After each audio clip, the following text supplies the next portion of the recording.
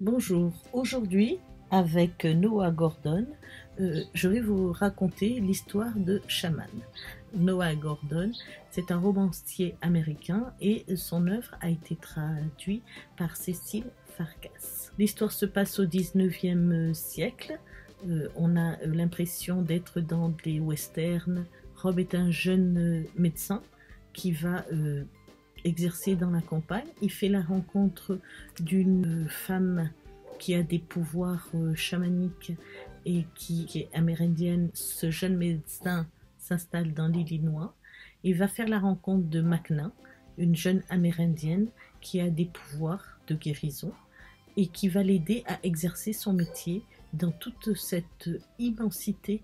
Les pouvoirs magiques de Macna disparaîtront si jamais elle ne respecte pas son vœu de chasteté. Et donc ils vont faire la rencontre d'une jeune veuve avec son fils qui est malade, qui est relégué dans le fond de la cour d'un fermier, dont la femme a pitié d'elle. Et donc ils vont réussir à tous les deux à guérir cette femme. Et à partir de là, ils vont s'installer tous les trois. Sarah, cette jeune veuve, va avoir un enfant de Rob.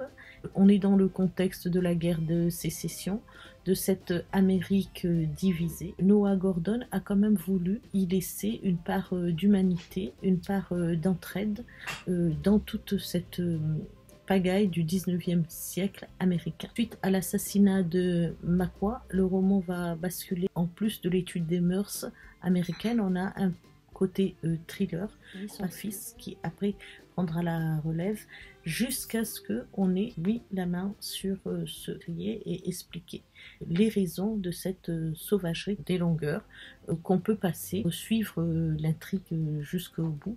L'aspect positif des personnages nous rappelle sans cesse qu'il s'agit d'un roman. Cette recherche de pardon, d'excuses, des voies déviées nous rappelle que vraiment on est dans une fiction. S'il y avait une émotion à retenir, c'est l'empathie envers ces personnages qui, malgré toutes les misères et les difficultés qui leur tombent dessus, essayent d'être positifs. Et bien, je vous souhaite une bonne lecture et à bientôt.